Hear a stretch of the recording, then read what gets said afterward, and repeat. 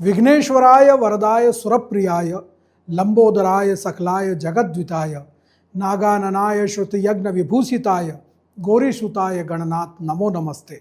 नमस्कार, मैं हूं हेमंत पाठक राही और आप देख रहे हैं हमारा खास कार्यक्रम गणेश चतुर्थी स्पेशल रिपोर्ट। श्रावण मास वागड़ में समाप्त हो चुका है।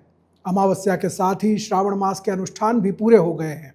इन 45 दिनों के दौरान लोगों ने विविध अनुष्ठान और आयोजन करके भगवान भोलेनाथ को प्रसन्न करने के उपचार किए और अब उनके बेटे का आगमन होने वाला है।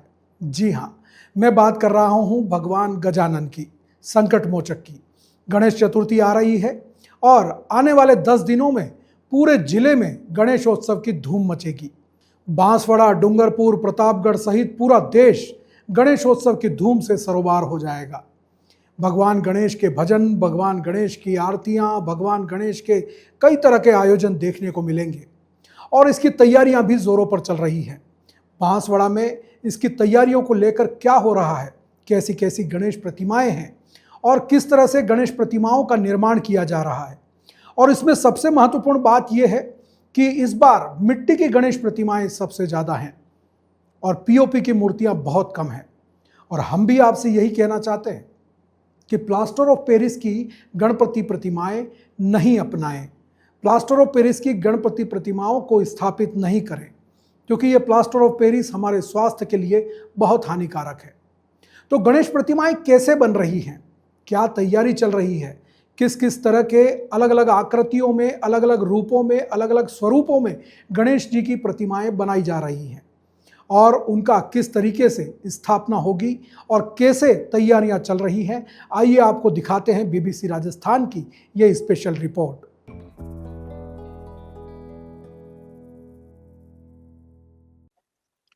त्योहारों का सीजन शुरू हो चुका है और एक एक करके त्योहार आने लगे हैं। अब गणेशोत्सव आएगा और गणेशोत्सव की तैयारियां पिछले 3-4 महीने से शुरू हो जाती हैं, जब मूर्तिकार मूर्तियां बनाने लगते हैं और तरह तरह की मूर्तियां, अलग अलग तरह की मूर्तियां अलग अलग आकृतियों में, अलग अलग स्वरूपों में बनाई जाने लगी हैं। आज हम आपको इन्हीं मूर्तियों का एक टूर कराएंगे और बताएंगे आपको कि गणेशोत्सव की तैयारियां किस तरह से चल रही हैं। बांसवाड़ा शहर में अलग अलग जगह पर कई मूर्तिकार इन मूर्तियों को आकार देने में लगे हुए हैं और इसके साथ ही जो गणेश मंडल के लोग हैं, वे भी अपनी आकृतियों की मूर्तियां यहाँ बनाने के लिए आने लगे हैं। इन मूर्तियों को किस तरह से बनाया जाता है, कैसे इनको तैयार किया जाता है और किन किन स्वरूपों में तैयार की जा रही हैं, इसके बारे में आपको बताएंगे। तो आइए चलते हैं, जानते हैं गणपति महोत्सव की तैयारियों के बारे में।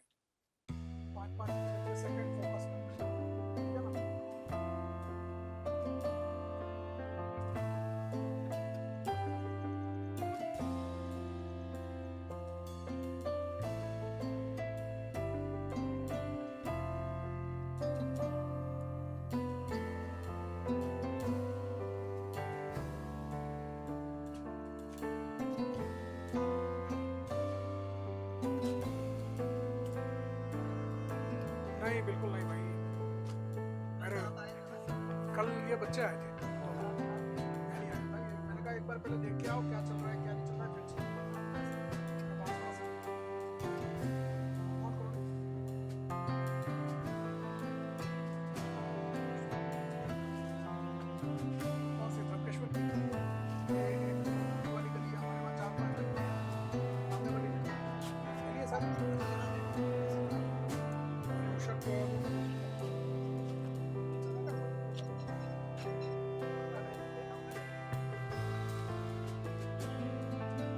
फिर इसके बारे में बात करेंगे, प्रक्रिया के बारे में।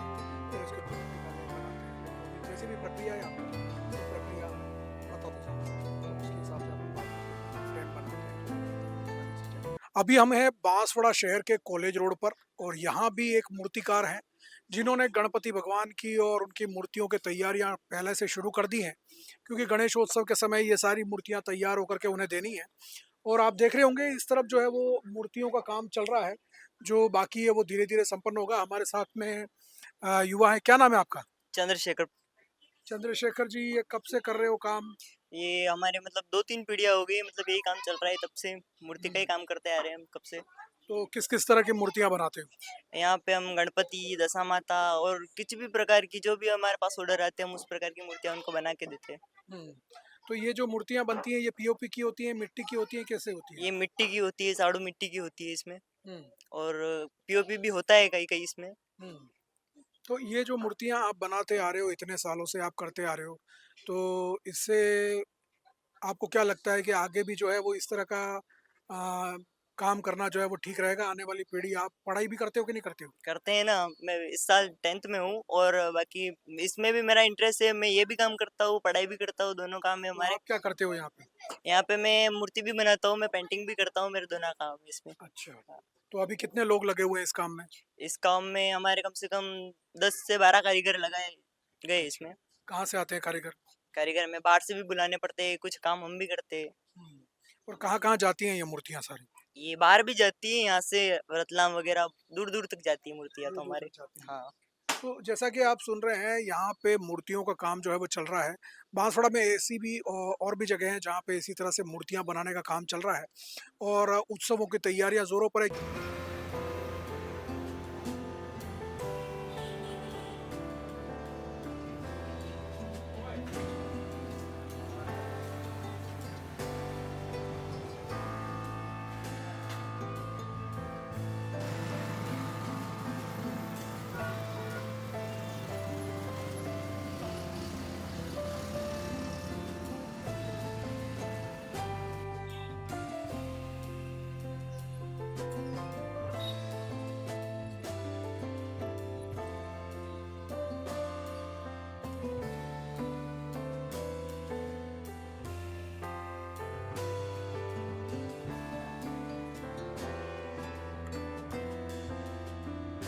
जैसे आप देख रहे हैं, ये पूरी 8 फीट की मूर्ति बन रही है भगवान गणेश की, और एकदम खड़े हुए भगवान गणेश हैं। और इसी तरह मैं आपको दिखाऊंगा एक ऐसी मूर्ति जो बन रही है, बहुत विशेष मूर्ति है। और ये जैसे भगवान विष्णु के आकार में ये मूर्ति बन रही है, जो शेष नाग पर विराजित है क्षीर सागर में, उसी आकार में भगवान विष्णु के रूप में जो है वो ये मूर्ति बनाई जा रही है। आप देख रहे होंगे, ये पूरा घास का अभी स्ट्रक्चर बनाया गया है, जिसमें नीचे पूरी शेषनाग की आकृति बनाई गई है, और ऊपर जो है वो शेषनाग के फन को दर्शाया गया है, और भगवान गणेश को शेषनाग के इस सैया पर लेटा हुआ दिखाया गया है। और इसी तरह से यहाँ पे कई तरह की मूर्तियाँ हैं, छोटी मूर्तियाँ भी हैं, बड़ी मूर्तियाँ भी हैं, और जो अलग-अलग गणेश मंडलों के लिए बनाई जा रही हैं। और इन मूर्तियों के माध्यम से जो है लोग 10 दिनों तक भगवान गणेश की भक्ति करेंगे। आपको कुछ और जगह भी ले जाएँगे जहाँ पे गणेश भगवान की मूर्तियाँ बनाई जा रही हैं, और वहाँ पे किस तरह से काम हो रहा है, वहाँ के लोग कैसे काम कर रहे हैं, उसके बारे में भी बताएँगे।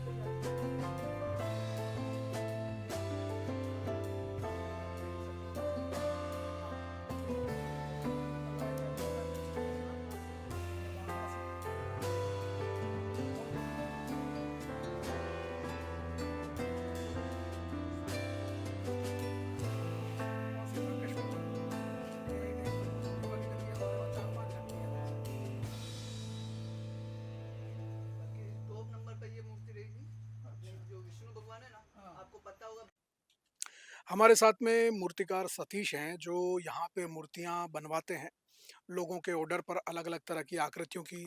तो सतीश जी कहाँ के रहने वाले हो पहले तो ये बताओ? हम प्रॉपर गुजरात के रहने वाले हैं, पर मेरा जन्म बांसवाड़ा से ही है सर। अच्छा। और हाँ, और अपन क्या मूर्तियों का काम करते हैं। पहले अपन का 2017 से चालू किया अपन ने। हुँ, और छोटी मूर्तियाँ पहले बेचते थे। फिर छोटी मूर्तियों से अपने पास डिमांड आई बड़ी मूर्तियों की, और लोगों की डिमांड थी कि मिट्टी की मूर्ति का काम हमको चाहिए। हुँ, तो जैसे ही लॉकडाउन लगा, तो लॉकडाउन लगने के बाद कस्टमर की डिमांड और बढ़ गई। तो हुँ, अपन ने 2021 से मिट्टी की मूर्तियाँ चालू करी, और लोगों हुँ। की डिमांड भी अच्छी है। मिट्टी की मूर्तियाँ जैसे वो फोटो देते हैं, वैसे अपन काम करते हैं। जैसा कि आपने सुना पर्यावरण संरक्षण की दिशा में एक पहल करते हुए भाई ने जो है वो मिट्टी की मूर्तियाँ बनाना शुरू किया और आप देखेंगे मैं आपको आगे बताऊँगा प्रक्रिया किस तरह से होती है, किस तरह से मूर्तियाँ बनाई जाती हैं। और आप मेरे पीछे भी देख रहे होंगे तो इस तरह की सारी मूर्तियाँ जो हैं वो ये बनाते हैं मिट्टी की। और तो सतीश जी बताओ पहले प्रक्रिया क्या होती है? क्या-क्या चीज़ें यूज़ करते हो आप और कैसे इसको आकार देते हो? सर उसमें प्रतिक्रिया अपने जो चावल की घास आती है उसको परार बोलते हैं। हुँ, तो वहाँ से समझ लो परार, पटिये हो गए लकड़ी के, बाँस हो गई, और हुँ, मिट्टी के अपने तालाब की मिट्टी की मिट्टी मिलती है अपन को, और चौक मिट्टी वगैरह लगता है। हुँ। बल्कि उससे मूर्ति अपन चालू करते हैं बनाना। तो क्या प्रक्रिया होती है इसको पूरा बनाने की? क्या-क्या चीज़ें उपयोग करते हैं? जैसे यहाँ पे हमको ये घास दिख रही है, हुँ। तो ये किस चीज़ की घास होती है ये? ये चावल की परार बोलते हैं इसको। चावल के सीजन में अपन क्या है, वो घास चावल निकालने के बाद ये लंबी वाली घास रहती है, तो हुँ, अपन उसको खरीद के हुँ। फिर मूर्ति के अंदर अपन यूज करते हैं। अच्छा, हाँ, जैसे तो ये अपन ने मूर्तियाँ बनाना चालू करा, तो ऐसी घास को फिर ऐसा स्ट्रेचर बनता है साइज के अकॉर्डिंग। तो अच्छा। कस्टमर जो भी डिमांड करता है, अपन जैसे हुँ। 8 फीट चाहिए, 4 फीट चाहिए, जो भी 10 फीट चाहिए, तो उसका स्ट्रेचर पूरा पट्टियों के साथ तैयार होता है। अच्छा पहले पटिए हाँ, लगाए जाते हैं और उसके ऊपर जो है वो फिर हाँ, पूरा स्ट्रक्चर हाँ, जो है तैयार स्ट्रेचर होता है। तैयार करते हैं जैसे अपन। मैं यहाँ देख रहा हूँ ये फ़ोटोग्राफ है हुँ, जो कस्टमर ने दिया है और इस फ़ोटोग्राफ के अनुसार जो है वो ये मूर्ति बनानी है। तो इसी के अनुसार जो है वो पहले घास से और रस्सियों से बाँध करके इसको पूरी आकृति दी जाती है और ये पूरा खोल होता है बाहरी।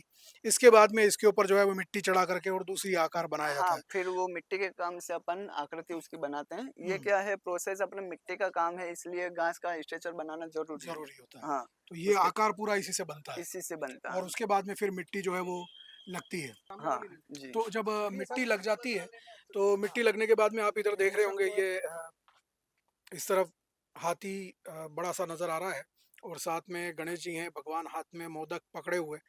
इस तरह की आकृतियाँ जो हैं वो आपको मतलब लोग दे जाते हैं, हाँ, कस्टमर। जी। तो यहाँ पे भी अगर आप देखेंगे तो ये एक मूर्ति बनी हुई है, नीचे लकड़ी का पूरा स्ट्रक्चर हुँ, है, जो एक मजबूत स्ट्रक्चर होता है क्योंकि इसको जब विसर्जन के लिए ले जाते हैं तो तोकने के लिए जो है वो एक मजबूत स्ट्रक्चर होना जी। ज़रूरी है। इसका वज़न कैसे तय होता है? मतलब मिट्टी के हिसाब से और उस हिसाब वो से ज़्यादा साइज़ के अकॉर्डिंग सर होता है। हुँ, जैसे हुँ। अपन ने 8 फीट की मूर्ति बनाई, तो हाँ, 8 फीट के अकॉर्डिंग मूर्ति का वज़न जाता है, कम से कम 3 से 4 कुंटल वज़न अच्छा। जाता है।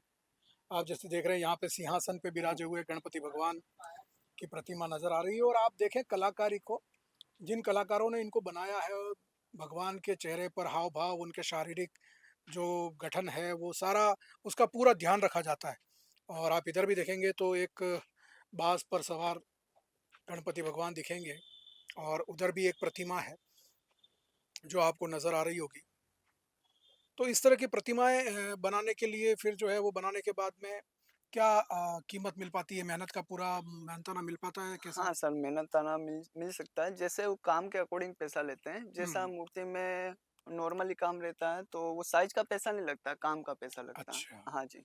तो कितने सालों से हो मतलब लगभग 4-5 साल मुझे हो गए 5 आपको? साल हो गए इस हुँ, बांसवाड़ा में फर्स्ट टाइम अपन लाए हैं मिट्टी की मूर्तियाँ। पहले अच्छा। बांसवाड़ा के लोग बाहर से मूर्तियाँ लाते थे। जैसे हुँ, जब ये देवास हो गया, इंदौर हो गया, बड़ौदा हो गया, गोधरा हो गया, वहाँ से लाते थे और लोगों को आने-जाने में तकलीफ पड़ती थी। उसके बाद भी यहाँ से लोग वहाँ से ला लेके आते थे, तो हुँ, मूर्तियाँ थोड़ी खंडित होती थी। हुँ, तो अपन ने भी सोचा कि यही चीज़ अपन बांसवाड़ा में अगर कर सकते हैं, तो लोगों को बाहर जाने की ज़रूरत नहीं पड़ेगी, हुँ, और लोगों को क्या है, मनपसंद मूर्तियाँ बांसवाड़ा में मिल मिल जाएँगी। जाएगी। इसलिए कोई लोगों को भी कोई शिकायत नहीं है इस बात से, और वो मतलब अच्छा है उनके लिए। हुँ, चलिए हुँ, बहुत अच्छा, हाँ, बहुत-बहुत धन्यवाद हुँ, आपका। आपने हमें समय दिया और बताया मूर्तियों के बारे थैंक में। और आइए आपको दिखाते हैं कुछ और मूर्तियाँ, कुछ और आकृतियाँ जो आने वाले दिनों में बांसवाड़ा शहर का आकर्षण रहने वाली है।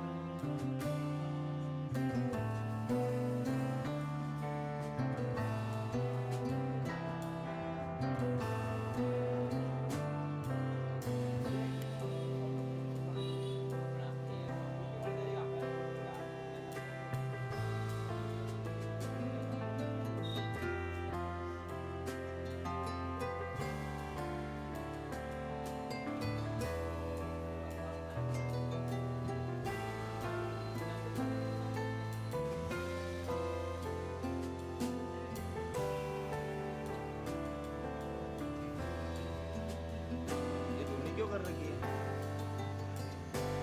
रोटी सूखेंगी।